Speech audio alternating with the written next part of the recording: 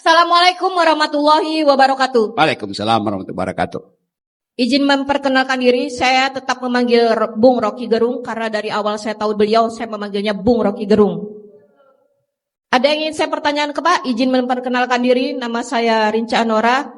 Saat ini saya bekerja sebagai seorang PNS di Dinas Pemberdayaan Masyarakat Desa dan Transmigrasi.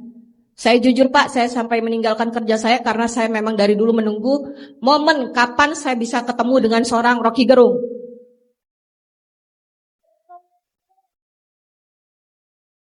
Izin Bung, saya berani berdiri di sini ingin menyampaikan keresahan saya sebagai bagian dari pemerintahan.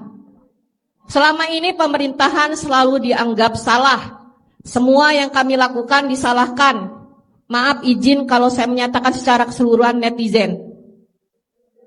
Selama ini ketika pemerintahan itu melakukan kebijakan, maka dengan sontak apabila netizen beranggapan kebijakan itu tidak berpihak kepada mereka, bahwa pemerintah dianggap arogan.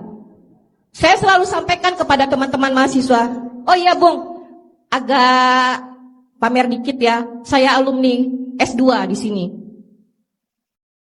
Terima kasih. Kepada teman-teman mahasiswa, saya sedikit bergaul dengan teman-teman mahasiswa. Ketika mereka demo, saya sampaikan, ketika demo tolong mainkan data.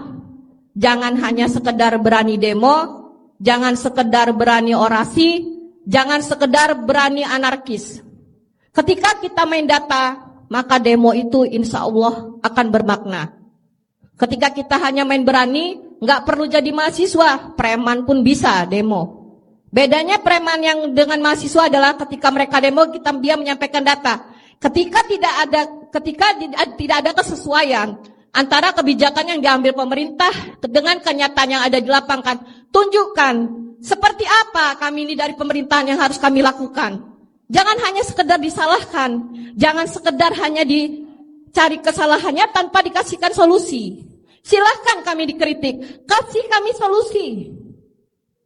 Ketika kami menyatakan, aduh dek masih kecil, tahu apa, kamu makan aja masih dikasih pak bapak. Salah kami ngomong kayak gitu.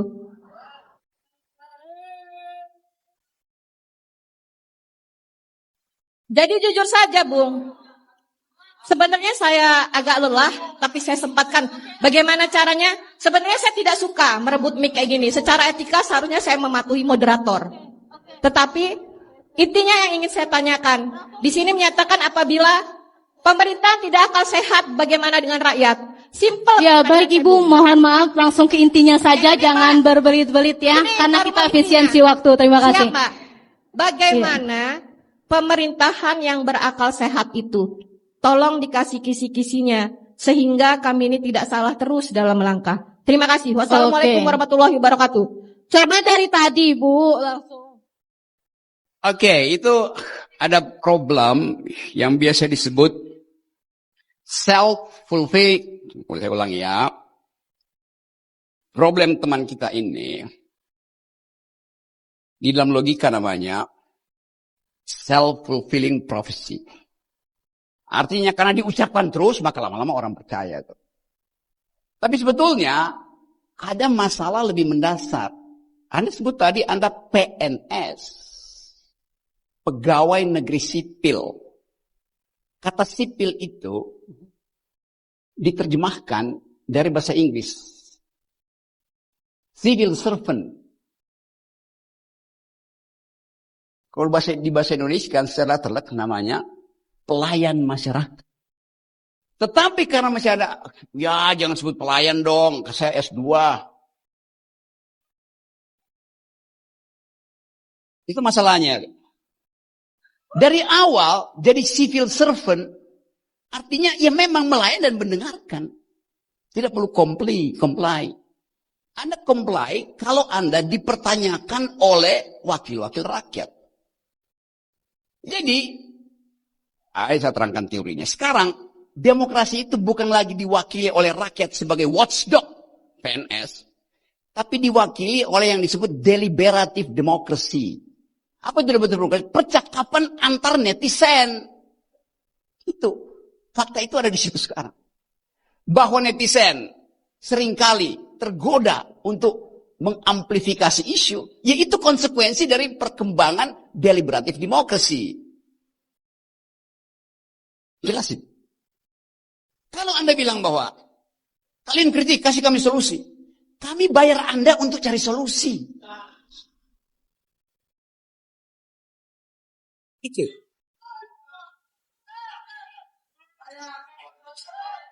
Jadi kata itu nggak boleh keluar. Gini ya, sejengkel-jengkelnya saya sebut PNS itu termasuk menteri-menteri itu.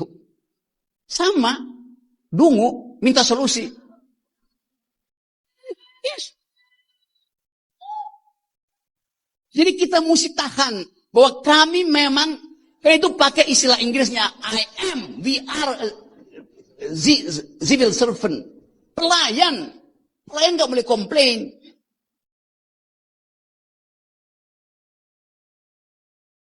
Nah, itu yang saya maksud tadi. Kejujuran berargumentasi. Saya terangkan logikanya. Mau siapapun yang ngomong, ibu-ibu, pejabat, segala macam. Lu salah cara memahaminya. Anggota DPR itu tadinya adalah pengemis. Dia datang ke saya. Pak, pilih kami, ini amplop sedikit. Dia mengemis supaya dapat kekuasaan. Begitu dapat kekuasaan, dia jadi tuan. Ya tuan tolol. Itu soalnya. Jadi sekali lagi sudah dinasibkan untuk mendengarkan kecerewetan publik. Itu dasarnya. Jadi sekali lagi tidak ada perbedaan di dalam warga negara, perbedaan yang didasarkan pada status lain selain citizen. Mau dia S3, banyak guru besar pun gak ada. Karena banyak guru besar otaknya kecil.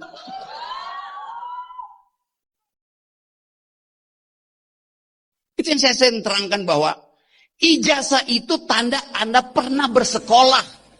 Bukan tanda Anda pernah berpikir.